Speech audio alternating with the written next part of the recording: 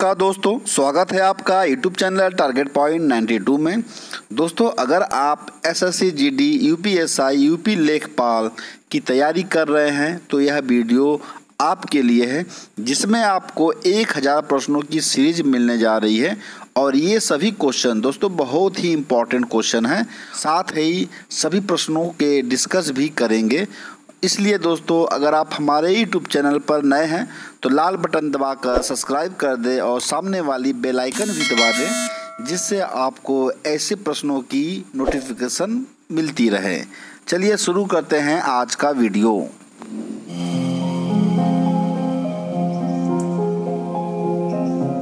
संख्या 1 देखते हैं। सिंधु घाटी सभ्यता के लोगों की कौन सी भाषा थी? ऑप्शन ए है अरबी, ऑप्शन बी प्राकृतिक, ऑप्शन सी है ब्राह्मी, ऑप्शन डी है पढ़ी नहीं जा सकी। दोस्तों इसका राइट आंसर होगा ऑप्शन डी, पढ़ी नहीं जा सकी। इनकी भाषा आज तक पढ़ी नहीं जा सकी, लेकिन इनकी जो लिपि थी वो चित्रात्मक लिपि थी। इनके अक्षर जो थे वो चित्रों के रूप में थे, इसलिए इनकी आज तक इनकी भाषा को पढ़ी नहीं जा सकी है। दूसरा दोस्तों, सिंधु घाटी सभ्यता से कौन कौन से क्वेश्चन बनते हैं इसके बारे में थोड़ा जान लें। तो दूसरा क्वेश्चन बनता है कि सिंधु घाटी सभ्यता के लोग किस धातु से परिचित नहीं थे? तो लोहे से ये परिचित नहीं थे। लोहे के साथ साथ लोहे से बनी हर वस्तु से परिचित नहीं थे, क्योंकि परीक्षा में लोहा तो देता ही है। अगर लोहा नहीं दे तो तलवार वगैरह, लोहे की तलवार ऐसे करके दे देता है जो कन्फ्यूजन डालने के लिए। तो आप ध्यान में रखें कि लोहे से बनी हर वस्तु से परिचित नहीं थे। तो सिंधु घाटी सभ्यता के लोगों ने सबसे पहले तांबे का प्रयोग किया था। सबसे पहले तांबे का प्रयोग किया था सिंधु घाटी सभ्यता के लोगों ने। आप लोगों को मालूम होगा वर्तमान समय में राजस्थान में खेतड़ी जो है भारत में तांबे का उत्पादन करने में प्रथम स्थान है। और दूसरा प्रश्न बनता है, और तांबे का प्रयोग, सबसे पहले तांबे का प्रयोग करने की वजह से सिंधु घाटी सभ्यता को ताम्रयुगीन सभ्यता भी कहा गया। सबसे पहले कांसे का भी प्रयोग इन्होंने किया था। तो कांसा जो है टीन और जिंक को मिला करके कांसा जो है बनाया गया, यानी टीन और प्लस जिंक को मिलाने के बाद जो बनता है वो बनता है कांसा। तो इन सब बातों को आप ध्यान रखेंगे। प्रश्न संख्या 2 देखते हैं। नालंदा विश्वविद्यालय की स्थापना की थी? ऑप्शन ए स्कंदगुप्त ने, ऑप्शन बी है कुमारगुप्त ने, ऑप्शन सी है चंद्रगुप्त ने, ऑप्शन डी है धर्मपाल ने। तो इसका राइट आंसर होगा ऑप्शन बी, कुमारगुप्त ने नालंदा विश्वविद्यालय की स्थापना की थी। इससे दूसरा प्रश्न बनता है, नालंदा विश्वविद्यालय को किसने ध्वस्त कर दिया, उसको नष्ट तहस नहस कर दिया? तो इसका राइट आंसर होगा खिलजी वंश का शासक कुतुबुद्दीन बख्तियार खिलजी। तो कुतुबुद्दीन जो है बख्तियार खिलजी, कुतुबुद्दीन बख्तियार खिलजी ने नालंदा विश्वविद्यालय को तहस नहस कर दिया था। प्रश्न संख्या 3 देखते हैं। महात्मा बुद्ध ने सर्वप्रथम अपना उपदेश कहाँ दिया था? तो ऑप्शन ए है बोधगया में, ऑप्शन बी श्रावस्ती में, ऑप्शन सी है सारनाथ में, ऑप्शन डी है कपिलवस्तु में। तो इसका राइट आंसर होगा ऑप्शन सी, सारनाथ में सबसे पहले 5 ब्राह्मण भिक्षुओं को इन्होंने उपदेश दिया था, जो बोधगया में महात्मा बुद्ध से नाराज होकर के सारनाथ में चले आए थे। फिर महात्मा बुद्ध को ज्ञान की प्राप्ति हुई, तो वहाँ से वो आकर के सारनाथ में उन 5 ब्राह्मण भिक्षुओं को सबसे पहले ज्ञान दिया था। तो दूसरा प्रश्न बनता है, महात्मा बुद्ध का जो है देहावसान कहाँ हुआ था? तो महात्मा बुद्ध का देहावसान जो है कुशीनगर में हुआ था, जहाँ पे मल्लों के द्वारा उनका अंतिम संस्कार किया गया। चलिए अगला प्रश्न देखते हैं। भारत का सबसे दक्षिणतम बिंदु कौन है? तो दोस्तों ये बहुत ही क्वेश्चन कंफ्यूज करने वाला है। तो आपको पहले एक बात, भारत की मुख्य भूमि है। भारत का सबसे उत्तरी प्रांत जो है, उत्तरी बिंदु जो है, ये इंदिरा काल कहलाता है। ये कहलाता है इंदिरा काल। भारत की जो है, भारत की अगर बात करें केवल भारत का दक्षिणतम बिंदु जो हो जाएगा, ये अंडमान यानी बाह्य या बृहद अंडमान निकोबार का सबसे दक्षिणी बिंदु है। इसका नाम है इंदिरा पॉइंट। तो ये है इंदिरा पॉइंट। और दोस्तों इसी को जो है, इसका पुराना नाम पिगमेलियन पॉइंट था, जो वर्तमान में इसका नाम हो गया है इंदिरा पॉइंट। अगर परीक्षा में केवल बोले प्रायद्वीपीय भारत या भारत के मुख्य भूमि का दक्षिणतम बिंदु, तो भारत के मुख्य भूमि का दक्षिणतम बिंदु ये हो जाएगा, यानी कन्याकुमारी। तो ये क्वेश्चन बहुत ही कन्फ्यूजन डालने वाला होता है, तो आप इसको समझ लें ताकि परीक्षा में कन्फ्यूजन ना हो। चलिए देखते हैं अगला प्रश्न है, भारत का सबसे ऊंचा पर्वत शिखर कौन सा है? तो भारत का सबसे, केवल भारत का पूछा है, भारत का सबसे ऊंचा पर्वत शिखर वर्तमान में कंचनजंगा है। तो दोस्तों कंचनजंगा भारत का सबसे ऊंचा पर्वत शिखर है, लेकिन केटू गाडवी ऑस्टिन ये पहले था जब भारत, जब LOC नहीं बना था। तो POK के अंतर्गत ये आता है, और जो वर्तमान में पाकिस्तान अधिकृत क्षेत्र में केटू गाडवी ऑस्टिन स्थित है। लेकिन वर्तमान में अगर पूछे भारत का सबसे ऊंचा पर्वत शिखर, तो इसका राइट आंसर होगा कंचनजंगा, और केटू गाडवी ऑस्टिन ये पहले था, वर्तमान में पाकिस्तान अधिकृत क्षेत्र में आता है ये, तो ये भारत में नहीं है, पाकिस्तान में है। चलिए प्रश्न संख्या 6 देखते हैं, दुनिया की सबसे लंबी नदी कौन सी है? ऑप्शन ए है अमेजन नदी, नील नदी, दशक नदी या सिंधु नदी। दोस्तों दुनिया की सबसे लंबी नदी अगर देखा जाए तो सबसे लंबी नदी नील नदी है, और आपको बता दें कि ये जो है ये अफ्रीका महाद्वीप है, और ये ऊपर से जो है ये यूरोप है, और ये बीच में जो है ये भूमध्य सागर है। ये भूमध्य सागर है, और यहाँ से जो है विक्टोरिया झील है, और विक्टोरिया झील से जो है नील नदी निकलती है और जा कर के भूमध्य सागर में गिर जाती है, और यह दुनिया की सबसे लंबी नदी है। और दुनिया की सबसे चौड़ी नदी की अगर बात करें तो दुनिया की सबसे चौड़ी नदी जो है वो अमेजन नदी है, जो दक्षिणी अमेरिका में स्थित है। चलिए देखते हैं नेक्स्ट क्वेश्चन, निम्न में से कौन सा राजा अनपढ़ था? तो इसका राइट आंसर होगा ऑप्शन बी अकबर। अकबर राजा जो था वो अनपढ़ था, पढ़ा लिखा नहीं था, तो ऑप्शन बी सही हो जाएगा। प्रश्न संख्या 8 देते हैं, भारत की कौन सी नदी कर्क रेखा को 2 बार काटती है? तो दोस्तों भारत की सबसे नदी देखा जाए तो ये भारत है। भारत में ये कर्क रेखा यहाँ से गुजरती है, तो कर्क रेखा को 2 बार जो काटती है एक नदी है यहाँ पर माही नदी। माही नदी जो है भारत में कर्क रेखा को 2 बार काटती है, तो इसका राइट आंसर हो जाएगा ऑप्शन ए।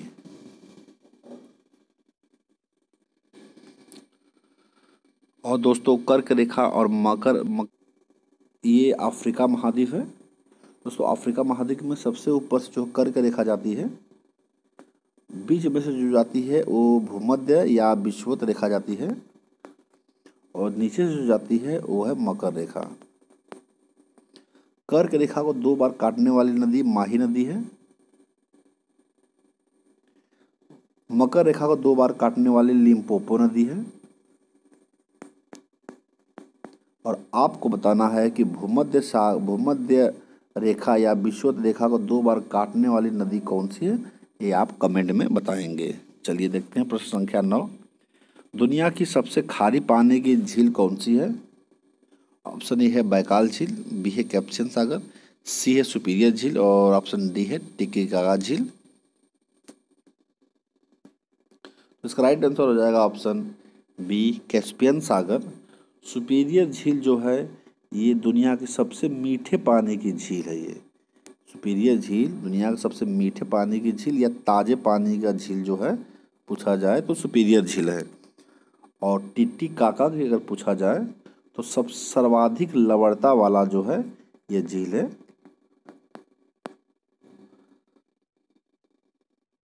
सर्वाधिक लवणता वाला जो झील है वो टिटिकाका झील है। और बैकाल झील के अगर बारे में पूछा जाए तो सबसे गहरे यानी सबसे गहरा झील पूछा जाए तो सबसे गहरा झील जो है वो बैकाल झील है। चलिए देखते हैं प्रश्न संख्या 10, काजीरंगा राष्ट्रीय उद्यान किस राज्य में है? तो काजीरंगा राष्ट्रीय उद्यान जो है ये असम में है, और यह एक सींग वाले गेंडे के लिए प्रसिद्ध है, और यह असम में है। और मानस राष्ट्रीय उद्यान भी जो है आसाम में है। चलिए देखते हैं प्रश्न संख्या 11, राष्ट्रपति का उम्मीदवार बनने के लिए न्यूनतम आयु कितनी होनी चाहिए? तो ऑप्शन ए है 30 वर्ष, ऑप्शन बी है 35 वर्ष, ऑप्शन सी है 25 वर्ष, ऑप्शन डी है 40 वर्ष। दोस्तों बता दें आपको कि संसद के 3 भाग होते हैं, लोकसभा, राज्यसभा और राष्ट्रपति। तो आप इस तरह समझ सकते हैं कि लोकसभा के जो है सदस्य बनने के लिए न्यूनतम आयु 25 वर्ष होनी चाहिए, राज्यसभा के सदस्य बनने के लिए न्यूनतम आयु 30 वर्ष होनी चाहिए और राष्ट्रपति बनने के लिए न्यूनतम आयु जो है 35 वर्ष होनी चाहिए। इसी प्रकार हम विधानमंडल को भी बता सकते हैं। तो विधानमंडल में जो लोकसभा है उसी प्रकार विधानमंडल में विधानसभा होता है। तो विधानसभा के सदस्य बनने के लिए न्यूनतम आयु 25 वर्ष। उसके बाद विधान परिषद होता है, तो विधान परिषद में सदस्य बनने के लिए न्यूनतम आयु 30 वर्ष। और राज्यपाल होता है, तो राज्यपाल को जो है उम्मीदवार बनने के लिए न्यूनतम आयु 35 वर्ष होना चाहिए। तो इस प्रकार आप याद करेंगे तो आपको कभी भूलेगा नहीं ऐसे प्रश्न। चलिए प्रश्न संख्या 12 देखते हैं। निम्न में से कौन सी फसल जायद की फसल है? दोस्तों बता दें आपको कि एक खरीफ की फसल होती है, दूसरी रबी की फसल होती है और तीसरी जो होती है वो जायद की फसल होती है। तो खरीफ की फसल किसे कहेंगे? जो बरसात की फसल है, यानी वर्षा वाले जो फसल, वर्षा के समय जो फसल बोई जाती है उसे खरीफ फसल कहा जाता है। और जो ठंडी के मौसम में जो फसल बोई जाती है, यानी नवंबर दिसंबर में जो ठंडी की फसल में जो फसल बोई जाती है उसे रबी की फसल कहते हैं। और गर्मी की शुरुआत में जो फसल बोई जाती है उसे जायद की फसल कहते हैं। तो गेहूं जो है ये रबी की फसल है, धान जो है ये खरीफ की फसल है, चना जो है रबी की फसल है, तरबूज जो है ये जायद की फसल है क्योंकि ये गर्मी में बोया जाता है। तो इस प्रकार राइट आंसर हो जाएगा ऑप्शन डी। चलिए देखते हैं प्रश्न संख्या 13 है। भारत की कौन सी नदी कच्छ की खाड़ी में गिरती है? ऑप्शन ए है यमुना नदी, ऑप्शन बी है लूनी नदी, ऑप्शन सी है नर्मदा नदी, ऑप्शन डी है ताप्ती नदी। तो इसका राइट आंसर होगा ऑप्शन। दोस्तों आपको मैप के माध्यम से बता दें, दोस्तों मैप के माध्यम से कोई भी चीज़ पढ़ेंगे तो आपको कभी भूलेगा नहीं, क्योंकि हमारा माइंड सबसे ज़्यादा कैच करता है मैप को।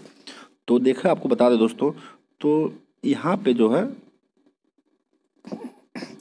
यहाँ पे उत्तराखंड है, उत्तराखंड की यमुनोत्री से यमुना नदी निकलती है और जाकर के इलाहाबाद में गंगा से मिल जाती है और गंगा जो है बांग्लादेश से होते हुए अब बंगाल की खाड़ी में गिरती है। लूनी नदी की अगर बात करें तो लूनी नदी जो है राजस्थान में अरावली पर्वत के दक्षिण से निकलती है और जाकर के कच्छ की खाड़ी में गिर जाती है। तो ये आपका जो है ये कच्छ की खाड़ी है। नर्मदा नदी की अगर बात करें तो नर्मदा नदी जो है अमरकंटक की पहाड़ी से निकलती है और जाकर के खाड़ी में गिर जाती है। और ऑप्शन और डी है ताप्ती नदी। तो ताप्ती नदी जो है ये अमरकंटक के दक्षिण से निकलती है और ये भी जाकर के खाड़ी में सागर में जाकर गिर जाती है। तो ये अरब सागर है और ये बंगाल की खाड़ी है। चलिए देखते हैं प्रश्न संख्या 14 है। निम्न में से भारत की कौन सी नदी डेल्टा का निर्माण नहीं करती है? तो दोस्तों जो भी नदियाँ पहाड़ों से गिरते हुए जाकर के सागर या बंगाली खाड़ी में गिरती हैं तो वो डेल्टा का निर्माण नहीं करेंगी, और जो नदियाँ मैदानी क्षेत्र से होते हुए जाती हैं वही डेल्टा का निर्माण करती हैं। तो इस प्रकार नर्मदा नदी ये डेल्टा का निर्माण नहीं करती है, ब्रह्मपुत्र डेल्टा का निर्माण करती है, गोदावरी डेल्टा का निर्माण करती है, गंगा डेल्टा का निर्माण करती है। तो इसमें पूछा गया है कि डेल्टा का निर्माण नहीं करती है, तो ऑप्शन ए सही हो जाएगा। नर्मदा नदी और ताप्ती नदी भी डेल्टा का निर्माण नहीं करती है। प्रश्न संख्या 15 है। ग्राम प्रधान चुनाव के लिए उम्मीदवार की न्यूनतम आयु कितनी होनी चाहिए? तो दोस्तों आपने अभी पिछला प्रश्न देखा है जिसमें प्रधानमंत्री का जो है चुनाव करने के लिए न्यूनतम आयु 25 वर्ष होना चाहिए, राष्ट्रपति के लिए 35 वर्ष, मुख्यमंत्री के लिए 25 वर्ष, राज्यपाल के लिए 35 वर्ष, राज्यसभा का सदस्य बनने के लिए 30 वर्ष। और ये 15वां प्रश्न है, ग्राम प्रधान चुनाव के लिए न्यूनतम आयु कितनी होनी चाहिए? तो इसका राइट आंसर हो जाएगा ऑप्शन ए। ग्राम प्रधान के लिए न्यूनतम जो आयु है वो 21 वर्ष होना चाहिए, ये आप ध्यान रखिएगा। प्रश्न संख्या 16 देखते हैं। निम्न में से दुनिया का सबसे पुराना पर्वत कौन सा है? ऑप्शन ए है कंचनजंगा, ऑप्शन बी केटू गाड़वी आसन, ऑप्शन सी अरावली पर्वत और ऑप्शन डी है माउंट एवरेस्ट। तो इसका राइट आंसर हो जाएगा अरावली पर्वत और इसकी ऊंचाई है 1722 मीटर और यह कहाँ है? यह राजस्थान में स्थित है। प्रश्न संख्या 17 देखते हैं। मनुष्य में पाई जाने वाली पथरी किस रासायनिक पदार्थ की बनी होती है? ऑप्शन ए है कैल्शियम क्लोराइड, ऑप्शन बी है कैल्शियम ऑक्सलेट, ऑप्शन सी है सोडियम बाइकार्बोनेट और ऑप्शन डी है सोडियम क्लोराइड। तो इसका राइट आंसर होगा ऑप्शन बी कैल्शियम ऑक्सलेट, यानी मनुष्य में पाई जाने वाली जो पथरी है यह कैल्शियम ऑक्सलेट का बना होता है। और पथरी ये कहाँ पाई जाती है? यह किडनी में पाई जाती है और किडनी में पाई जाती है। और दोस्तों किडनी का काम क्या है? किडनी का काम है रक्त को शुद्ध करना। चलिए प्रश्न संख्या 17 देखते हैं। 20 रुपए के नोट पर कहाँ का चित्र प्रदर्शित किया गया है? ऑप्शन ए है सोमनाथ मंदिर, ऑप्शन बी है कोणार्क का सूर्य मंदिर, ऑप्शन सी है एलोरा की गुफाएं और ऑप्शन डी है सांची का स्तूप। तो इसका राइट आंसर होगा ऑप्शन सी एलोरा की गुफाएं जो है 20 रुपए के नोट पर प्रदर्शित किए गए हैं। चलिए प्रश्न संख्या 19 देखते हैं। पृथ्वी की सबसे ऊपरी परत को क्या कहा जाता है? तो पृथ्वी की सबसे ऊपरी सियाल कहा जाता है, सीमा कहा जाता है, ऊपर पट्टी कहा जाता है, निफे। इसमें से पृथ्वी की सबसे ऊपरी परत को क्या कहा जाता है? सबसे ऊपरी परत को जो है भूपर पट्टी कहा जाता है, जिस पर जीव जंतु निवास करते हैं उसको भूपर पट्टी कहा जाता है। तो ऑप्शन सी करेक्ट हो जाएगा। प्रश्न संख्या 20 देखते हैं। शुद्ध सोना कितने कैरेट का होता है? तो शुद्ध सोना कितने कैरेट का होता है? तो ए है 14 कैरेट, ऑप्शन बी है 18 कैरेट, ऑप्शन सी है 22 कैरेट और ऑप्शन डी है 24 कैरेट। तो इसका राइट आंसर होगा ऑप्शन डी 24 कैरेट, यानी शुद्ध सोना 24 कैरेट का होता है। और जब आभूषण बनाए जाते हैं तो उसमें अन्य तांबा और पीतल तथा चांदी भी मिलाया जाता है, जिससे सोना जो है कठोर हो, मजबूत हो। आभूषण बनाने के लिए ये मिलाना अनिवार्य है। तो इसमें जो है मार्केट में जो आभूषण मिलते हैं वो 18 कैरेट के होते हैं, 18 कैरेट के होते हैं, जिसमें 75% गोल्ड होता है यानी प्योर सोना होता है और 25% जो एलॉय मेटल मिलाए जाते हैं मजबूती के लिए। चलिए प्रश्न संख्या 21 देखते हैं। हमारे वायुमंडल में कितने प्रतिशत नाइट्रोजन पाई जाती है? ऑप्शन ए है 21%, ऑप्शन बी है 78%, ऑप्शन सी है 0.03% और ऑप्शन डी है 87%। दोस्तों इसका राइट आंसर हो जाएगा ऑप्शन बी 78%। हमारे वायुमंडल में नाइट्रोजन जो है 78% पाई जाती है और 21% जो है हमारे वायुमंडल में ऑक्सीजन पाई जाती है। और 0.03 दोस्तों ये क्वेश्चन बहुत बार रिपीट किए जा चुके हैं। तो 0.03 जो परसेंट है ये CO2 यानी कार्बन डाइऑक्साइड पाए जाते हैं हमारे वायुमंडल में। ये ग्लोबल वार्मिंग के लिए कौन सी गैस जिम्मेदार है? तो ग्लोबल वार्मिंग के लिए जो है कार्बन डाइऑक्साइड गैस जिम्मेदार है, जिसकी वजह से हमारे वायुमंडल का तापमान दिन प्रतिदिन बढ़ते जा रहा है। तो प्रश्न संख्या 22 देखते हैं। मनुष्य के शरीर में कितने जोड़े पसलियाँ होती हैं? तो जोड़े की बात हो रही है दोस्तों, तो जोड़े पसलियाँ कितनी होती है? तो 12 जोड़े होते हैं। तो ऑप्शन ए करेक्ट हो जाएगा 12 जोड़े। अगर केवल पसलियों की बात करें, जोड़े की अगर बात ना करें, केवल पसलियों की बात करें तो इसका राइट आंसर तब होगा सी। लेकिन अगर जोड़े की बात करेगा तो इसका राइट आंसर होगा 12 जोड़े, यानी 12 गुना के 24 हड्डियाँ पाई जाती हैं। प्रश्न संख्या 23 है। भारत में किस राज्य को धान का कटोरा कहा जाता है? तो ऑप्शन ए है Paschim Bengal, option B Punjab, option C है छत्तीसगढ़, ऑप्शन डी है मध्य प्रदेश। तो इसका राइट आंसर होगा छत्तीसगढ़, यानी भारत में धान का कटोरा छत्तीसगढ़ को कहा जाता है। तो इसका राइट आंसर ऑप्शन सी हो जाएगा। प्रश्न संख्या 24 है। सूर्य ग्रहण कब लगता है? तो सूर्य और पृथ्वी के बीच में चंद्रमा आ जाए, या चंद्रमा और सूर्य के बीच में पृथ्वी आ जाए, ऑप्शन सी है पृथ्वी और चंद्रमा के बीच में सूर्य आ जाए, ऑप्शन डी है सूर्य और पृथ्वी के बीच में मंगल आ जाए। तो इसका राइट आंसर होगा ऑप्शन ए सूर्य और पृथ्वी के बीच में चंद्रमा आ जाए तो सूर्य ग्रहण लगता है। प्रश्न संख्या 25 है। दुनिया का सबसे बड़ा महासागर कौन सा है? तो दुनिया का सबसे बड़ा महासागर की अगर बात करें तो सबसे दुनिया का सबसे बड़ा महासागर कौन सा है? ऑप्शन हिंद महासागर, बी है प्रशांत महासागर, सी है आर्कटिक महासागर और ऑप्शन डी है अटलांटिक महासागर। तो इसमें बात करें दोस्तों, दुनिया का सबसे बड़ा महासागर जो है प्रशांत महासागर है, तो ये नंबर 1 पे आएगा। दूसरे नंबर पर जो महासागर है वो है अटलांटिक महासागर। तो और अटलांटिक महासागर को अंध महासागर भी कहा जाता है। और यस आकार का महासागर कौन है? तो यस आकार का महासागर भी अटलांटिक महासागर ही है। तीसरे नंबर की अगर बात करें तो तीसरे नंबर पर जो आता है वो आता है हिंद महासागर, यानी हिंदुस्तान के यानी अपने देश भारत के दक्षिण में यह स्थित है। और चौथे नंबर पर जो महासागर आता है वो है आर्कटिक महासागर। ये 4 बड़े महासागर हैं। पहले प्रशांत है, दूसरे पे अटलांटिक है, तीसरे पे हिंद महासागर और चौथे पे आर्कटिक महासागर है। दोस्तों आर्कटिक है एक अंटार्कटिका है।